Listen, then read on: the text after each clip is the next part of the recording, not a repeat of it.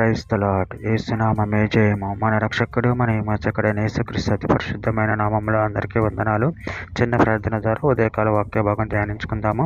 పరిశుద్ధుడ మహాగణుడు అయిన దేవ యేసయ్య, సర్వాధికారినైనా మీకే వేలది వందనములు, కృతజ్ఞత స్తుతి స్తోత్రం చెల్లించుకుంటున్న దేవ ఉదయకాలం ప్రభు వాక్య భాగం ధ్యానిస్తుండగా వాక్య భాగం మాకు అర్థమవునట్లు సహాయం చేసి మీ కృపలో బలపరిచి మీకు మాదిరిగా మమ్మల్ని నడిపించి మీ చిత్తాన్ని మా చేతులను జరిగించమని చిన్న ప్రార్థన యేసునామములో అడిగి వేడుకుంటున్నాను తండ్రి. Amen amen.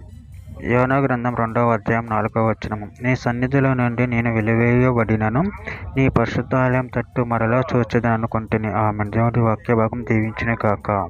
ప్రభునందు ప్రియులారా, ఇక్కడ వాక్య భాగంలో గమనించినట్లయితే, నీ సన్నిధిలో నుండి నేను వెలివేయబడినను, నీ పరిశుద్ధాలయం తట్టు మరలా చూచెదననుకొంటిని. అదేవిధంగా వాక్య భాగంలో గమనించినట్లయితే కీర్తనల గ్రంథం 31వ అధ్యాయం 22వ వచనంలో, భీతి చెందిన వాడిని నీకు కనపడకుండా నేను నాశనమైతిని అనుకొంటిని.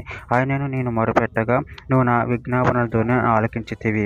యెషయా గ్రంథం 38వ అధ్యాయం 17వ వచనం, మికటమైన ఆయాసం నాకు నెమ్మది కలుగుటకు కారణమైన నీ ప్రేమ చేత నా ప్రాణం నాశనమును గోతి నుండి విడిపించితివి. నీ వీపు వెనక తట్టు నా పాపములను నువ్వు పారవేసితివి. కీర్తనల గ్రంథం 5వ అధ్యాయం 7వ వచనం, నేనైతే నీ కృపాతిశయమును బట్టి నీ మందిరములో ప్రవేశించెదను. నీ ఎడల భయభక్తులు కలిగి నీ పరిశుద్ధాలయం దిక్కు చూచి నమస్కరించెదను. దానియేలు గ్రంథం 6వ అధ్యాయం 10వ వచనం, ఇట్టి శాసనం సంతకం చేయబడినని దానియేలు తెలుసుకొనినను అతడు తన ఇంటికి పై వెళ్ళి యథాప్రకారముగా అనుదినము ముమ్మారు మోకాలుని తన ఇంటి పై గది కిటికీలు యెరూషలేము తట్టునకు తెరవబడి ఉండగా తన దేవునికి ప్రార్థన చేయుచు ఆయనను స్తుతించుచూ వచ్చెను. సమూయేలు 2వ గ్రంథం 22వ అధ్యాయం 7వ వచనం, నా శ్రమలు నేను యెహోవాకు మొరపెట్టి తిని నా దేవుని ప్రార్థన చేసి తిని ఆయన తన ఆలయంలో ఆలకించి నా ప్రార్థన అంగీకరించిన నా మొర ఆయన చెవులలో చొచ్చెను.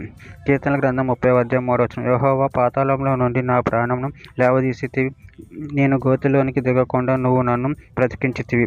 యోనా గ్రంథం 2వ అధ్యాయం 7వ వచనం, కోపములో నుండి నా ప్రాణము నాలో మూర్ఛిల్లగా నేను యెహోవాను జ్ఞాపకం చేసుకొంటిని. నీ పరిశుద్ధాలయంలోనికి నీ యొద్దకు నా మనవి వచ్చెను.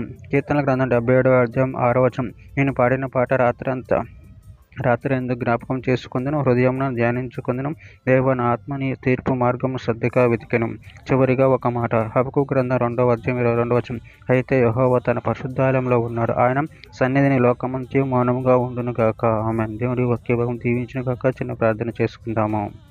పరిశుద్ధుడ మహాగణుడు అయిన దేవ యేసయ్య, మీరు ఇచ్చిన వాక్యదానాన్ని బట్టి ప్రభు మీకు కృతజ్ఞతలు చెల్లించుకుంటున్నాను తండ్రి.